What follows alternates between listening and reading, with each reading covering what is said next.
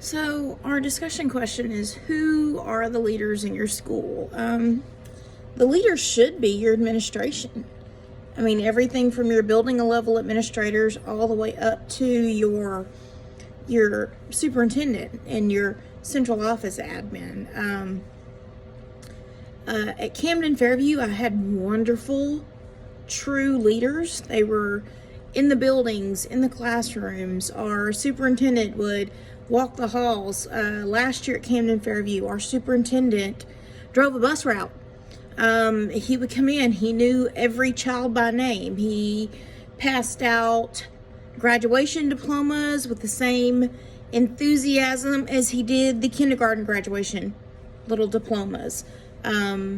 Excellent leader, and you wanted to follow them because they led by example. This school year, I don't feel like our school has any leadership except for the teachers who care about all students, not just the students with the top grade point averages.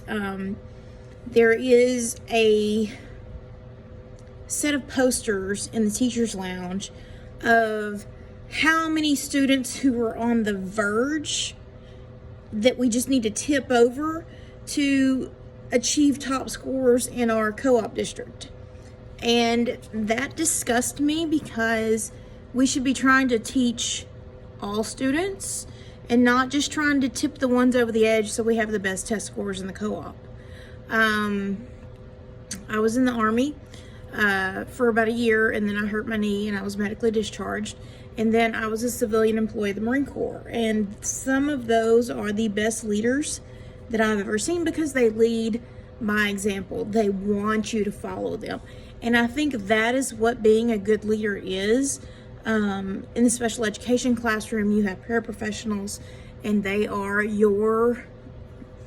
your eyes and ears and second hands in the classroom. And if they don't want to follow you, they're not going to follow you, and you're not going to have a successfully run classroom. I think a good true leader is, follow my example, follow my lead, watch what I do and do the same. And if you have ideas, we're open. I'm willing to listen to anything. A true leader is about communication. A true leader is not a do as I say leader. They are, boots on the ground with everybody else doing everything everybody else is. And those are the people who you want to follow, are the people who, hey, okay, they're doing the same thing I'm doing. They're not, this isn't beneath them. They're down here, with their elbows in the dirt, just like I am. Those are true leaders. When you look at, leadership, military leadership is unlike anything else that you will ever experience. And there are some officers that you will literally follow over a cliff, and there are others that you won't even follow them into the PX because of their attitude. And I think attitude goes a long way toward leadership. The big thing right now, Nick Saban just retired from college football coaching. He created a culture of success.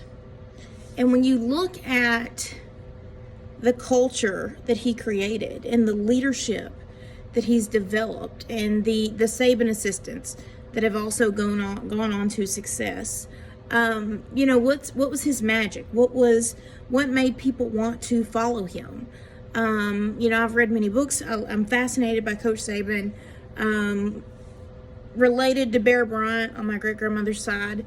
So Alabama football it's what our family does. We're Arkansas fans too, don't get me wrong. But when you look at Bear Bryant and the things that he did as a coach, and when you look at Nick Saban and the things that they did as a coach, they created a culture of success. And it was either you get on the success bus or you get off. But the only people that we're going to have on our bus are success-minded people. And I think that is what makes people want to follow you. My best leadership in the military, my best leadership in jobs, my best leadership in schools are the people who have that leadership mindset, and it's follow me. And I'm the kind of person, you're either going to lead me or you're going to get out of my way and follow me. That's who I am.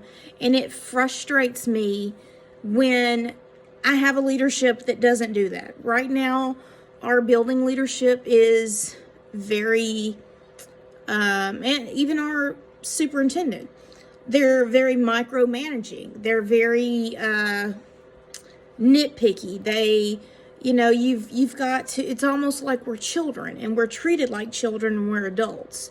They're walking around and they're looking in the classrooms to see if they can catch you sitting at your desk, or to see if, you didn't sign out, or you left before 3:30, or you were already in the hallway walking to be out the door at 3:30. And they're checking the cameras for this. This is not leadership. This is micromanagement and just pettiness. And that's what we're dealing with right now. But, a true leader is someone who you want to follow. And I think it's somebody who is willing to get down and get on your level and do the same thing that you're doing.